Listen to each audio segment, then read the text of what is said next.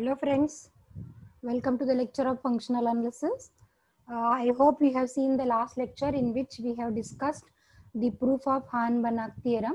The proof of the Hahn-Banach theorem is totally dependent on John's lemma. Step by step we have seen the procedure how to prove that Hahn-Banach theorem. Okay, in today's lecture we are going to understand the consequences of the Hahn-Banach theorem. In the consequences we are going to prove the existence of functionals on the Wallace Spatian. For this, let me share my screen. Okay, this is the Hahn-Banach theorem. We'll just recall the statement.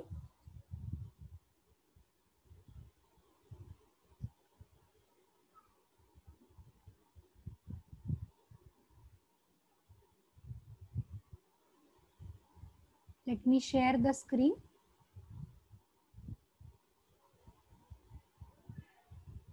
Yes, here it is. The Hahn-Banach's theorem statement tells us that if M be a proper linear subspace of a nonlinear space N and small f be a functional defined on capital M, then this functional small f can be extended to a functional capital F defined on the Wallace space such that norm of small f is equals to norm of capital F. Okay, let us try to understand this with a sketch. Here this be a Wallace space N, let M be a subspace and small f be a functional defined on capital M. Then the theorem says that this f can be extended to capital F defined on the Wallace space N. The proof totally depends on John's lemma. Now one thing I want to make you clear that here it was stated that the functional capital F is defined on N. The functional capital F is defined on N. But at the starting only we have seen this symbol that N star is the collection of all functionals. That is the set is denoted by B of N comma R oblique C. And this N star is called as either conjugate space or adjoint space or dual space. Therefore, this capital F is in N star. Therefore, if someone is writing F on N star, it is equivalent to say that F belongs to N star. Okay. Therefore, F on N is nothing but F in N star. Now, let us move towards the consequences. Okay. Here I will write consequences. Consequences of Hahn-Banach theorem. I'll write in short now. Consequences of Hahn-Banach theorem. The first consequence tells us that, let us write the statement, let N be a normed linear space, capital N be a normed linear space over a scalar field K, that K may be either real field or complex field, and X naught be any non-zero vector in capital N. Then prove that there exists a functional capital F in N star. See, here it is written in N star. Therefore, F in N star is now same as F defined on the Wallace space, such that capital F of X naught is equal to norm of X naught and norm value of the functional is equal to 1. Now we want to prove this result. Now no doubt we will use Hahn-Banach theorem to prove the result. Let us think what is in the Hahn-Banach theorem. If we have a functional defined on the linear subspace that is extended to a functional on the Wallace space N. Now here also what we will do, we will try to form one linear subspace of N. We will define one functional with the help of these things which we want to prove. F of X naught is equals to norm of X naught and norm of capital F is equals to 1. And then we will use Hahn-Banach theorem to say that such a kind of functional is going to exist on the Wallace space N. What are the things given to us? N is a normed linear space. X naught is a non-zero vector which is belonging to N. Now we will take the help of this vector in order to form that subspace. Therefore, I will write the subspace M to be generated by x naught. Therefore, alpha x naught, where alpha be any scalar. This will be a subspace of capital N. This will be a subspace of capital N. Now, what the job we will do? We will try to define the functional on the set M such that after extending to the capital F, this kind of relation is going to hold. Therefore, what I will do? We will define a functional small f, a function small f. Later, we will prove it as a functional. In order to prove this as a functional, the codomain should be a scalar. Therefore, here I have written scalar by. How will we define? As we are defining this on M, the nature of element we have written as alpha x naught. Therefore, this is f of alpha x naught is equal to. Okay. Now, the question is, how should I define? We should keep the point in mind that small f and capital F are same. F is equal to capital F on the linear subspace M because capital F is an extension of M. Therefore, keeping this point in mind, what I will do? I will define the function as alpha into norm of x naught. Alpha into norm of x naught. Now, what is the aim to prove? Now, we will try to prove that this small f is functional on capital M such that, what such that? Norm of f is equal to 1. Now, why I have written norm of f is equal to 1? Because here norm of f, capital F, we want to prove it as equal to 1. Now, look at this definition. If f and small f are same on M, then what is capital F of x naught? If these two are same, alpha has value 1. Therefore, this will be 1 into norm of x naught, which is nothing but the definition of capital F.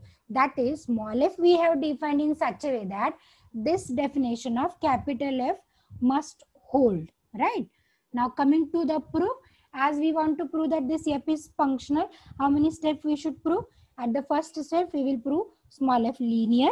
Second step, we will prove small f is bounded or continuous. In the third step, we will find the norm value. In the fourth step, we will find out f of x naught value. And in the last step, we will prove the existence of such a capital M. Okay. Therefore, let us go one by one. Step 1. What to prove first? Small f is linear. In order to prove small f is linear, let us start with the linear combination of any two elements in the domain. Therefore, let me select y1, y2 be the elements in M and delta be any scalar because alpha here we have used. No? Therefore, let us change the notation. Let us start with f of y1 plus delta y2. Okay. What is f of y1 plus delta y2 then? As these elements y1, y2 are the members of set M, nature of set M we have defined as alpha x naught. Okay. Therefore, let me write y1, y2 first. What will be y1? Say y1 will be alpha 1 x naught. What is y2? Say y2 will be alpha 2 x naught. Therefore, let us write the values here. This is say alpha 1 x naught plus delta times alpha 2 x naught. Now, taking x naught common, the bracketed quantity remaining will be alpha 1 plus delta alpha 2. Right? But how this function f works? F of alpha x naught is alpha taken out, norm of the vector x naught is taken. Okay. Therefore, here also we will do the same thing. The scalar will be taken out, alpha 1 plus delta alpha 2, which is multiplied by norm of x naught. Right? This is by definition. Right? Now, let us multiply by the terms to alpha norm x naught. Therefore, this alpha 1 norm of x naught plus delta into alpha 2 into norm of x naught. What is alpha 1 norm of x naught according to our definition? Is it f of alpha 1 x naught plus delta as it is? This is f of alpha 2 x naught. But what is alpha 1 x naught? This is f of y1 plus delta into f of y2. Hence, it was proved that function f is linear. Function f is linear. Okay, coming to the proof again. Second step. What is the second step to prove f is bounded? What should I prove? F is bounded oblique continuous, na? Because linearity we have proved. Therefore, let us go for proving the boundedness. For checking the boundedness, what kind of inequality one should check? If a transformation T is bounded, then norm of T of x is less than or equals to m into norm of x. Now here what will be a change? As f is scalar valued functional, therefore this will be modulus. Okay. Therefore, what kind of inequality? Somewhat like this. Mod of f of x is less than or equals to m into norm of x. This kind of inequality one has to check. Therefore, let us start with an arbitrary element, say y in m. Therefore, y I can write as alpha x naught. No doubt scalar alpha is taken from the field K. Okay. Now consider. What should I start with? Mod of f of y. What is mod of f of y? Mod of alpha, f of alpha x naught. But according to the definition, this is alpha into norm of x naught. Okay. Therefore, taking this scalar out, this is mod alpha into norm of x naught. Okay. But what about norm of y? Norm y is norm of alpha x naught. Alpha is a scalar involved in the norm, therefore taken out with the modulus. Therefore, this is mod alpha into norm of x. Look at the right sides. These are same. Therefore, may I say mod of f of y is equal to norm of y. Therefore, in this inequality, either one should prove less or equal. Here we have proved equality. Therefore, may I say the function f is bounded. The function f is bounded. Okay. Therefore, here one can say that the function f defined is a functional. Therefore, shall I write? Thus, f is functional on capital M. Okay. Now, step 3 we will prove. What we will prove? We will find out the value of f of small x naught. And what is my aim to prove? Small f of x naught is equal to norm of x naught. Okay. For that purpose, let me consider f of x naught. Therefore, this f of x naught I can write 1 dot x naught. Therefore, what is the scalar used is 1. Therefore, this is according to the definition 1 into norm of x naught, which is nothing but norm of x naught. Hence, we have proved f of x naught is equal to norm of x naught. Now, in step 4, what should I check? What should I check? That norm of f is equal to, norm of small f is equals to 1. Now, to prove norm of small f is equals to 1, we will use the definition of operator norm. What operator norm says? That norm f is supremum mod of f of y on the condition y belongs to m on and norm of y is equal to 1. Actually, there are 4 definitions of the operator norm. Here we are using the second one. Okay. Now, just now we have proved that mod f of y is norm of y. Let me use. Therefore, this is norm y such that y is in m and norm y is equal to 1. Therefore, we are finding suprema of norm y and the value of norm y is 1. Therefore, may I say the suprema is nothing but 1. Here we have proved na mod of f of y is equals to norm of y. This I have used just now. Mod of f of y is norm of y. Thus, we have proved norm f is equal to 1. Now, we are ready to use the Han-Banach theorem now. Therefore, let me just write my last step. What is my last step? By Han-Banach theorem.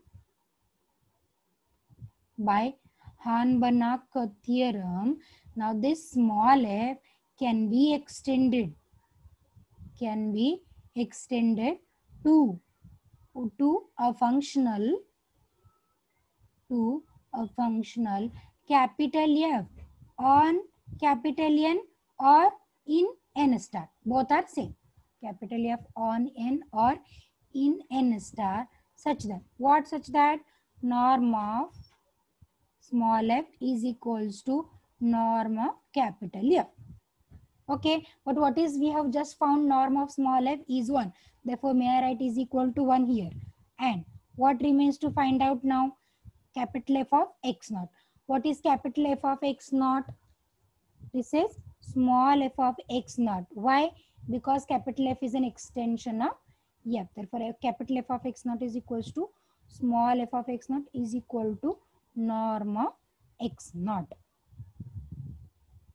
Norm of x naught. Hence, we have proved the result that this functional small f can be extended to capital F. Okay, here x naught, why we are writing this? Because x naught is an element of m and small f is equal to capital F. Small f, okay, just me erase this. Small f, capital F is equals to small f on capital M. This concept we have used. Hence, this is the proof of the first consequences. It was quite easy proof actually, because to prove this existence of functional in n star or defined on capital M, it was necessary to define one linear subspace and define one small f as a function, prove it as a functional. But while defining this function, one should take care that one should take care the proof which we want to prove. Here we want to prove capital F of x naught is equal to norm of x naught. That's why I have defined small f of x naught is alpha x naught. Because if I keep alpha is equal to 1 here, this is nothing but norm of x naught. Okay. Therefore, keeping those proof points in mind, one can prove the consequences very easily. Okay. Now let us move ahead by taking the proof of one more consequence. Okay. Let us come to one more result. Consequence number 2. Consequence number 2. Let me write the statement. Let capital M be closed linear subspace of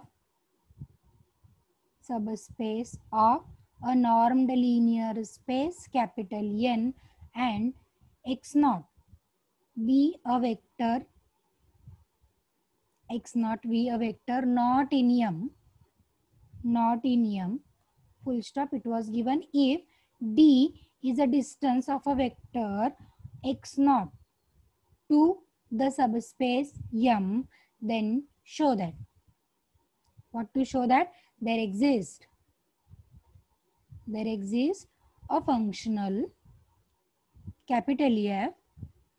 There exists a functional capital F belongs to n star or defined on capital N, such that, what such that? F of capital M is equal to singleton 0, capital F of x naught is equal to D, and norm value of capital F is equal to 1.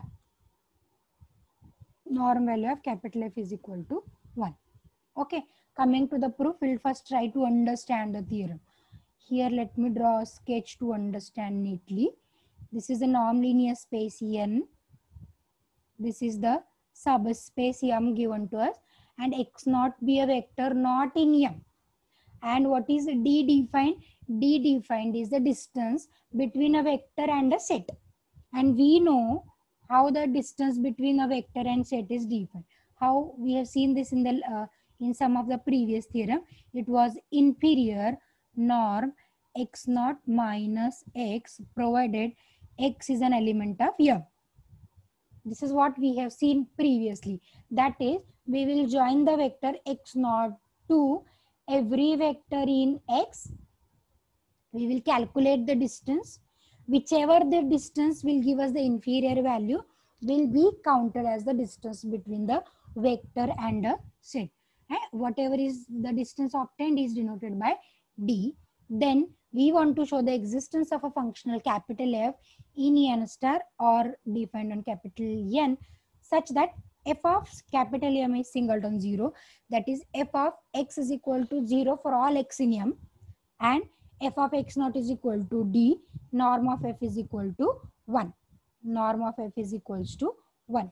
Okay.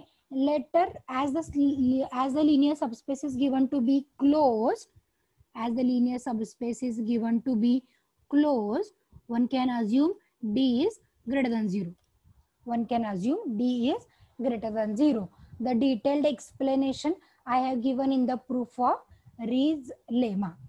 Okay, therefore if you want, you can just recall that lecture and just have a look. Okay, therefore here D is greater than 0 is known to us. Now what is the job? Our job is to define one subspace. Say M naught. In this case we will define a function also defined on M naught.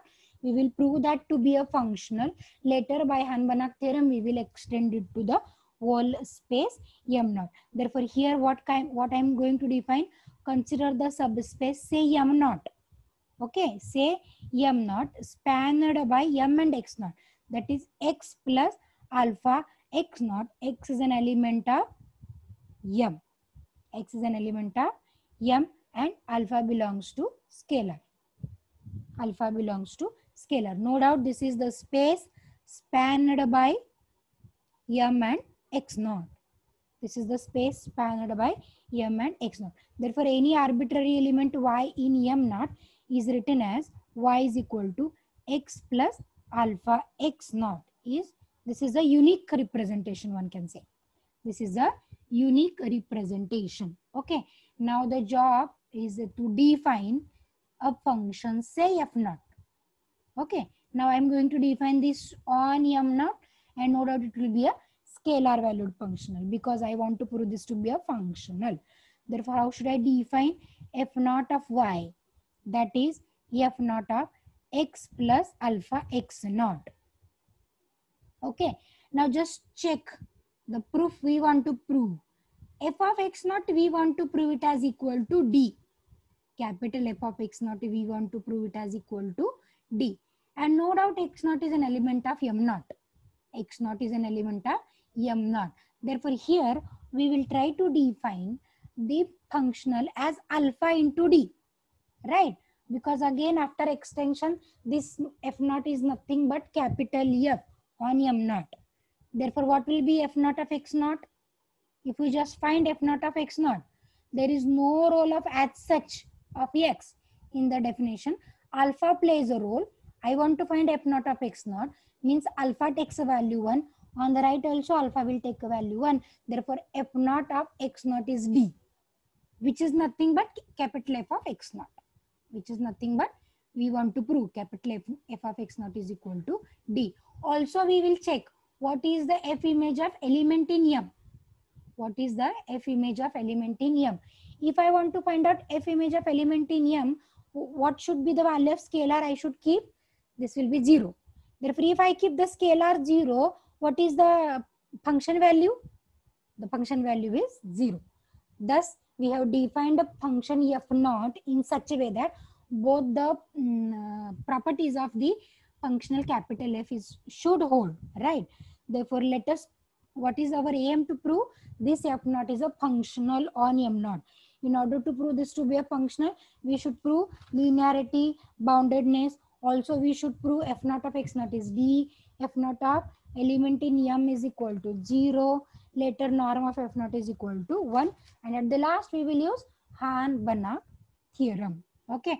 Therefore, we will prove that F naught is a functional.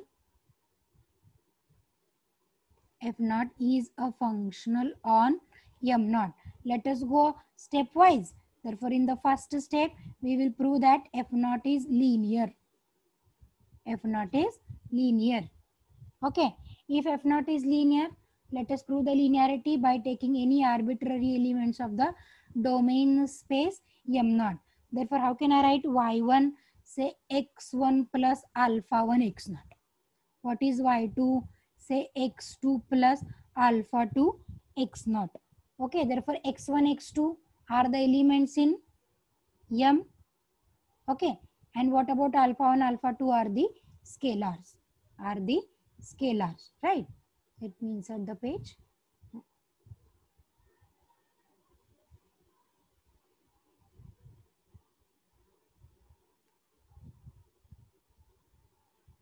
Yeah, here we are. Okay, Therefore, what should I consider? I'll consider the linear combination of the two vectors y1, y2 we have taken, that is y1 plus delta y2. I'll just show here. This is y1, y2 are the arbitrary elements we have taken, and we'll start with the linear combination. Therefore, this is x1 plus alpha 1 x0 plus delta times x2 plus alpha 2 x0, right? Next step, what we will do, we will just look at the definition. Definition says that there is no role of as such x, that is any element of m.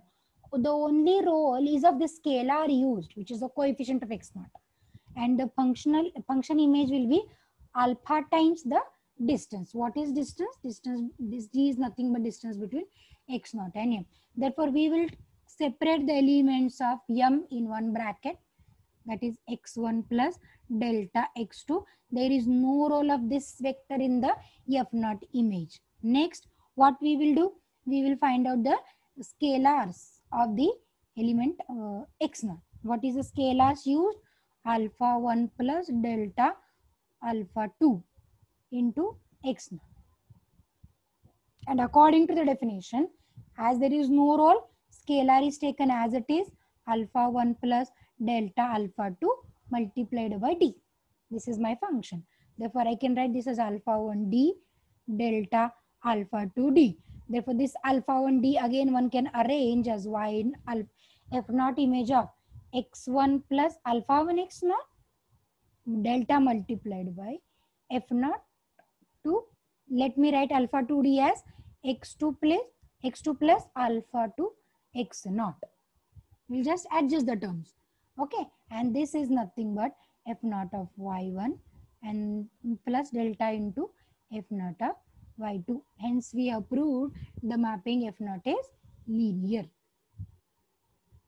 The mapping f0 is linear. Okay, let us move towards the next step, proving f0 of x0 is d. Boundedness we will take later. Okay, therefore second step, what to prove that f0 of x0 is equal to d and f0 of small m is equal to 0 for m in capital M. That is f0 image of capital M is singleton 0. Let me write f0 of capital M is singleton 0. One and the same thing to prove.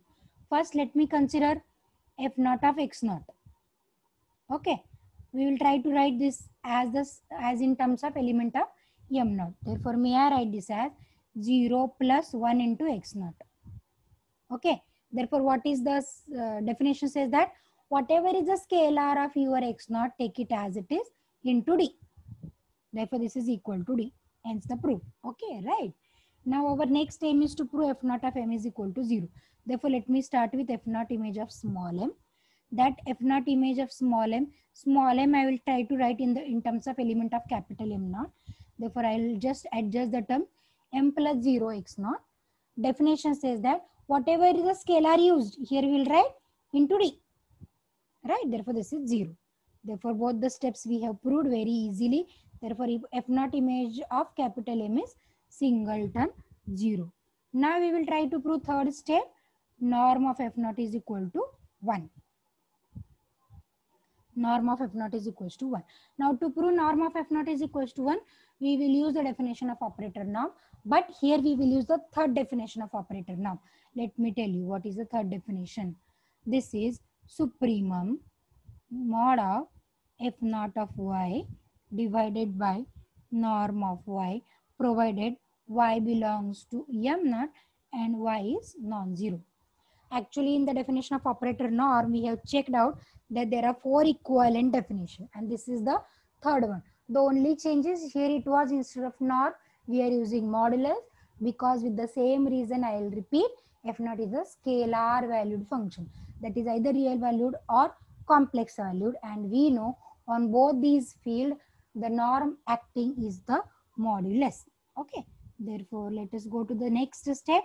Here we will replace this y as an arbitrary vector of m0 with the nature of the element. The nature of element in m0 is of the type x plus alpha x0 divided by norm of y. rest conditions as it is. Rest conditions as it is, we will just add x is in M and alpha not equal to 0. Right, next. Now what definition says? F naught image of this definition says that this is alpha into D upon norm of x plus y into x plus alpha into sorry I'll erase the steps, x plus alpha x naught, right, with the same conditions again, with the same conditions. Now we will try to take alpha common from the denominator. We'll try to take alpha common from the denominator. What will happen if I try to take alpha common from the denominator? The terms in the norm will be of the type x by alpha plus x naught. Okay, alpha I have taken common. Alpha is the scalar taken out with the modulus, right? Provided with the same condition again. Okay, now this mod alpha one can cancel. This mod alpha, this mod, shall I write here itself? This is mod alpha into mod of D. For this mod I can cancel, okay, and I can write this as supremum D. No need to write mod D because already we have claimed that D is greater than 0. Therefore this is norm x by alpha plus x naught. Okay, now what I will do, what is the left side? Norm of f naught. What I will do, I will take this vector x by alpha as the minus z for the sake of understanding. If it is minus z, what will happen to the above step? This is 1 upon, shall I write this is x naught minus z. X naught minus z. Z here I am writing as minus x by alpha. And no doubt it is an element of M. No doubt it is an element of M. Let me write it in neat manner. This is supremum D upon norm of x naught minus z, provided z is equal to minus x by alpha and is no doubt an element of M. Is no doubt an element of. Now we are finding suprema over z. Therefore D can be taken out. Therefore D suprema 1 upon norm of x naught minus z with the same condition. We are finding the suprema of reciprocals. Therefore, can I write this is 1 upon infima of norm of x naught minus z. Okay, with the same condition. See, we are finding supremas of the reciprocals. The reciprocal will be maximum only if we have inferior denominator, right? Therefore, here I have written. But we know for norm of x naught minus z, z is in M. This is nothing but a distance. Therefore, may I write? See, this is D is distance between x naught and M. And already we have written this is inferior norm x naught minus x provided x is in M. Right? Therefore, this is my D. Here, therefore, we get the value of f norm f naught is equal to 1. Okay. And as norm of f naught is equal to 1, may I say f naught is bounded. No need to prove it separately. Thus, how many steps we have verified? F is linear, f is bounded, f naught x naught is D, f naught of M is 0, and norm f naught is equals to 1. Therefore, we are in the stage to say f naught is functional, defined on M naught, such that, what such that? F naught of x naught is D, f naught of capital M is singleton 0, and norm of f is equal to 1. Now let us make use of the Hahn-Banach theorem. I will just insert a page again.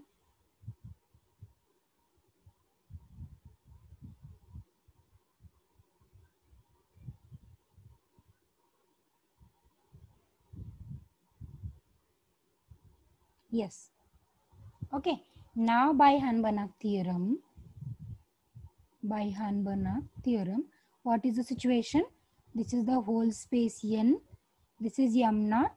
We have found a functional F naught. Now we are extending to capital F. Okay, therefore by Hahn-Banach theorem, there exists a functional f in n star, which is equivalent to say f on n, such that, what such that, norm of small f naught is equals to norm of capital F is equals to 1. Okay, and what about f naught x naught? F naught x naught, capital F of x naught is nothing but f naught x naught. Okay, which is nothing but D, because we have proved that these are same on m naught, because they're an extension. F is an extension, means f is equals to f naught on m naught. And what about f of m?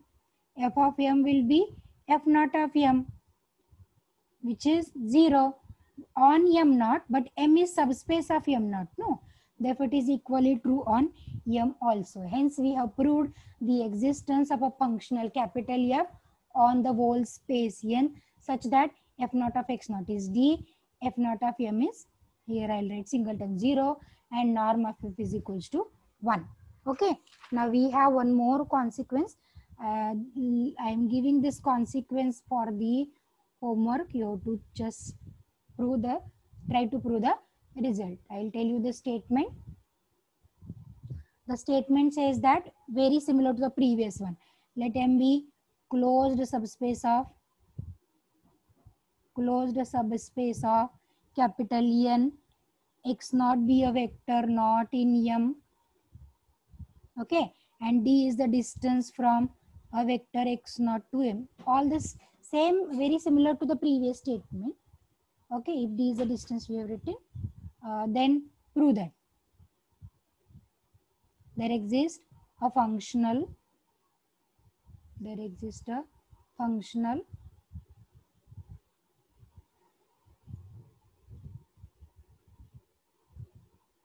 capital F in n star, such that, what such that, f of capital M is equal to singleton 0, and f of x naught is equal to 1, and norm of f is equals to 1 by D. You just try to understand the changes. In the previous theorem, here I will write what we have proved in the previous theorem. In the previous theorem, we have proved the same things. F of m is equal to singleton 0. F of x naught we have proved D, and norm f we have proved 1. Try to understand the changes now. And also for proving this, we have defined f naught of y as alpha D. Right? Now one can easily guess the change we should do. Actually, to prove f of x naught is equal to D, we have defined f naught of y is alpha D. Now here we want to prove it as 1. Therefore, what should be a functional we will define? No doubt, rest things are same. You should define m naught as a space spanned by m and x naught, and define f naught on m naught to real value. What should be the definition? F naught of y, that is f naught of x plus alpha x naught is equal to alpha. Instead of alpha into D, here we will write alpha, and try to follow the same steps as we have done in the previous consequence. You will get the result. Okay, hope you will get the result of the proof of consequences of the third consequence. Okay, thank you for watching today's lecture. If you have any kind of query, you please ask me on my WhatsApp group. Thank you for watching today's lecture. Thank you again.